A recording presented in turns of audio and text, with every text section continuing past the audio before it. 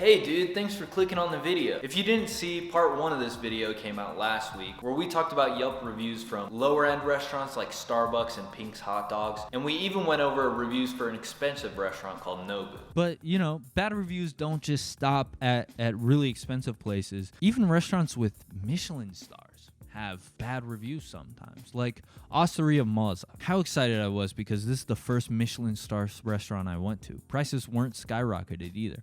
I got there before my reservations, maybe 15 minutes. Table wouldn't be ready for a while, and one of the guys, maybe manager, overheard the host saying the bar seemed full. Well, that guy walked us next door to their sister restaurant, bar full as well, and told us to sit on a bench outside and sent a server to get our order. Such great service even before our dinner started. When our table was finally ready, our food arrived. The duck was cooked perfectly. The pasta was al dente, which we prefer. She doesn't say anything negative. She only gives it 4 stars. People's star rating scale is different. You know, I see people that have awful experiences and they give it 3 stars. And I see people who have great experiences and they give it 4 stars. There's people like Colleen who, if you don't mention the fact that it's their birthday to them, you get 1 star for no fucking reason. This is what I think the big problem in the review industry is, and I think it's something that needs to be addressed as a society. But Carla G at least explains her reasoning. The manager made up for the entire night, which is why I won't give it 1 star. I'll give it 3.5 stars, even though she only gives it 3. It all started with the wait to be seated after making a reservation. We had to wait roughly 30 minutes to be seated. The bar was full and felt very tight with no real waiting area. This was not a big deal to me until we were seated. We had to wait over 1 hour to get our food, and by the time we got it, we weren't even hungry. It just didn't feel enjoyable anymore. I talked to the manager, and he was nice enough to remove 2 meals off our bills. To be honest, I don't remember if my meal was good or not. Probably wouldn't go back. You suck! I hate people so much. I've only been in Los Angeles for 3 months. I understand that when you make a reservation to a popular place, it doesn't guarantee that you're going to get a table at that time. It just means you're going to get a table. People are going to sit and have a good time. That's why they're paying all that money. There's a chance that if you reserve, you're not going to get seated immediately.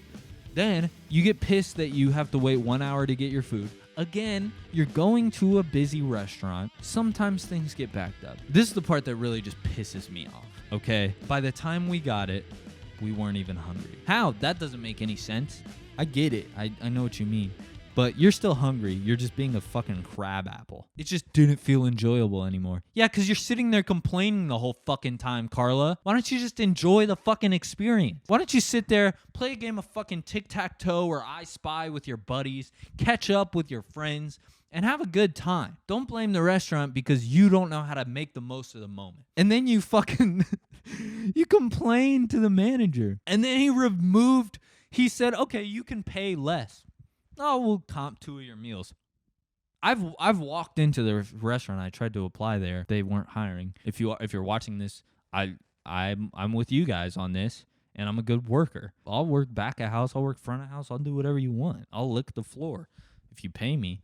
I don't even know what I was saying anymore. Whatever. Fuck you, Carla. That's all I'm saying. All I'm saying is fuck you, Carla. Let's move on. Marcus R says 0 service. We arrived late, 9:07, trying to call a couple times to ask if we could come anyway, even if we were a little late. Checking on Open Table app, there's still availability for tables at 9. No answers. We arrived. At the front desk, a pretty nervous lady told us table service was closed. Yeah, I'd be nervous too if I was dealing with this weirdo who puts periods instead of colons in their time. We explained we came from far and we tried to call to check, but nobody answers. Nothing. So this guy's from like Europe or something. So we walk to the close Mozzaria Pizzeria, same restaurant. Yeah, this guy's definitely from Europe or some shit. A Michelin star with this kind of service, it's just a joke. Stay away. This person's pissed because they arrived 22 minutes late. You arrived 22 minutes late, you can't complain. Everyone needs to work a fucking restaurant job. That's what I'm learning, is people need to work in a restaurant. 22 minutes for a table? There's people trying to get tables. You arrived 22 minutes late? 22 minutes? I don't care that you tried to call. Be on time. You made a reservation to a Michelin star restaurant. 8:45. 8:45. You have all fucking day to think about that reservation. Show up for your shit on time. Show up for your shit on time, man. Restaurants are busy, okay? Marcus, fuck you. Show up on time. Show up on time, and then if the service is bad, give it 3 stars. You can't give it 1 fucking star because you showed up 22 minutes late to your reservation at a Michelin star restaurant. At a Michelin star restaurant. What are you doing showing up late? Leo JR says, 1 Michelin star doesn't give you the right to serve stale octopus and act like a jerk when customers complain, particularly when the complaint was politely expressed. The manager came to our table with a condescending tone, acting like I had never eaten octopus before. I know the difference between fresh and rotten octopus. What Mozza served was definitely not fresh. 2 years ago, before COVID, Mozza was a great restaurant that we live for. Today, Mozza seems to be living on a... This is what I love, is the restaurant actually responded. Leo updated his review and said, take a look at the screenshot capture of Mozza's response to my review. And this is Mozza's response. Lol, no one cares. You know what? They're right. No one gives a shit, Leo. I don't care that you politely express your complaints, and I don't care that you eat a lot of octopus. They think that because they eat a lot of food, they're cool. I don't care. I don't care. Let's move on. This is a 2-star Michelin restaurant called Providence. I honestly don't know what type of review to give. Everything was going great till the end. I ate the chocolate dessert. I ate the chocolate desert.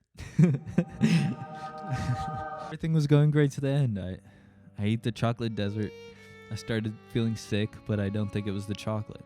I think it was the uni egg. As of me, here I am feeling very nauseous in the middle of the night.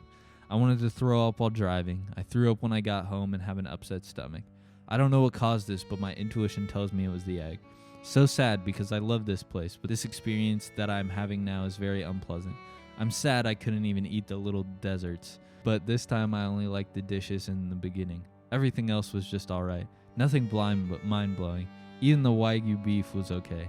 The Wagyu beef at the restaurant 71 above was way better than here. Surprisingly, because in my mind, this place is more upscale. The service was really good, and I feel bad for not giving them many starts, but I don't think the price was worth it. Nothing mind-blowing.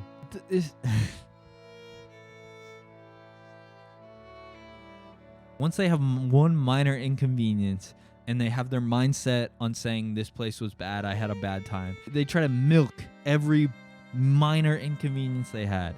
It sucks that you got sick from the egg. That's unfortunate. It's just, you just like obviously started spiraling in the middle of the night, and you just felt like Yelp was the place to like therapize yourself or something. You say, I ate the chocolate desert, and then later you say, I'm sad I couldn't even eat the little desserts they gave us. But you ate the chocolate desert, so you did eat some of the little desserts they gave you at the end. I just love, as of me, here I am feeling very nauseous in the middle of the night. No one cares.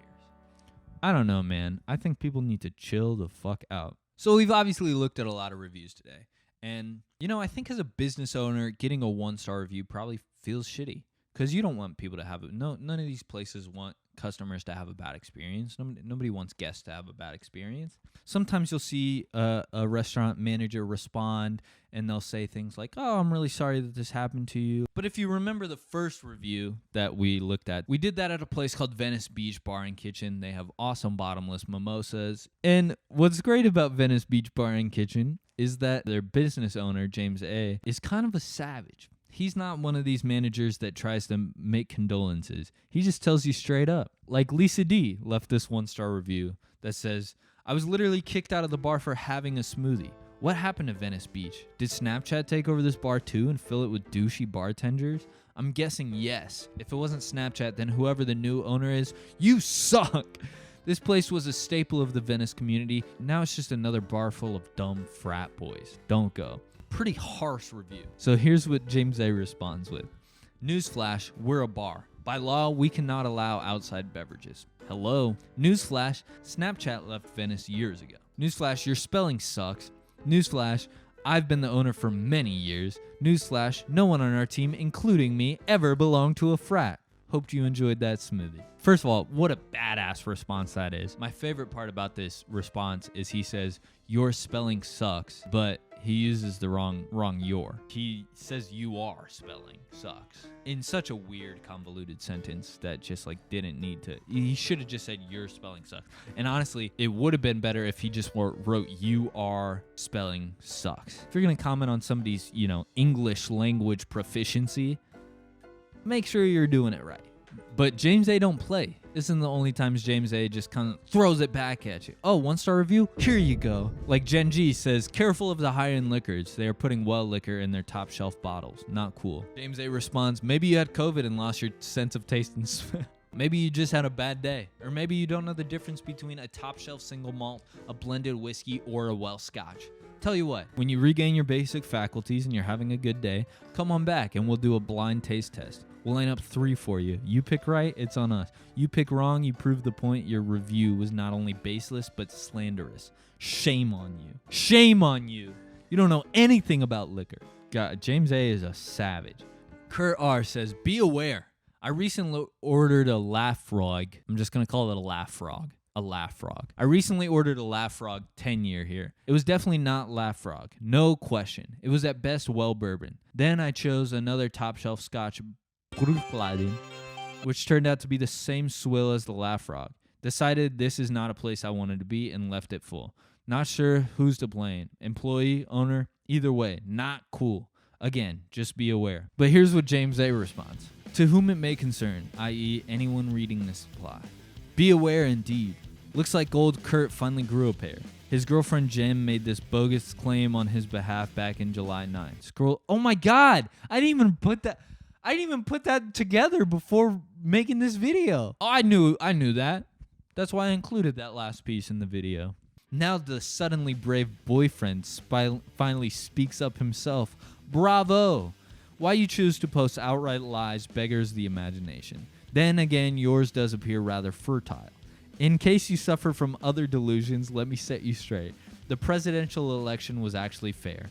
No big steal. Neil Armstrong did actually land on the moon. The world is not flat. Should your newly found fatuous courage impel you to set off into the woods to confront Bigfoot or dive you into Scottish waters to tussle with the Loch Ness Monster so you can boast of your imagined cojones, just like your fabricated experience at our bar, no one will believe you. A myth is a myth no matter how or why you want it to be true. I believe we have a couple very competent shrinks who frequent the bar. Happy to make some referrals.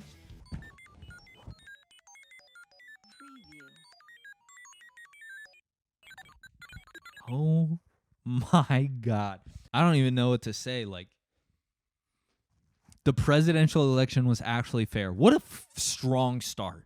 What a strong start to that whole spiel. In case you suffer from other delusions, let me set you straight. The presidential election was actually fair. But let's see how Kurt responds. In response to James A., aka the owner, first off, I have to say a picture in this case speaks 1,000 words. Kurt comes out straight up and says, look at this fucking freak. Please read his responses as they are, albeit sad, definitely creative. I let it go. I don't like to leave bad Yelp reviews. You obviously do. You say I let it go. If you really let it go, you would have just moved the fuck on. My wife, however, felt that other patrons should know about our experience. Oh my God, it actually was. Kurt and Jen are actually married. My wife, however, felt that other patrons should know about our experience. When he then bullied her and called her a liar, I did then step in.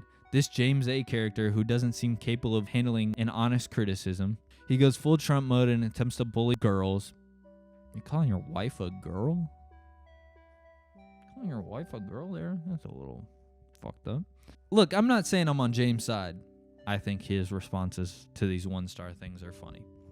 And I don't care. I think Yelp's a place that everyone should leave.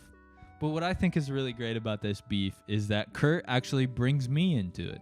After his update, he ends it with, side note, anyone else think it's suspect that most of his recent 5-star reviews are from Yelpers with no friends and 1 review?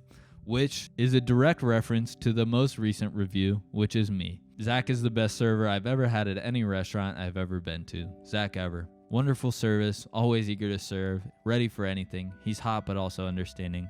Zach is the lover you wish you lost your virginity to. He's mature, but he's fun. He's childish, but he's old. But the whole time, I was safe. And I just gotta say, Kurt, if you're watching this, I am a real person, and I did leave that review. and I fucking meant it. Zach Ever. Thank you guys so much for watching. If you got to this point in the video, you are the lover that I wish I lost my virginity to, and I love you. And if you enjoyed, feel free to subscribe. If you're not subscribed, feel free to subscribe and leave a like. And yeah, that's all. Thank you guys for watching. I'll see you guys next week. Peace.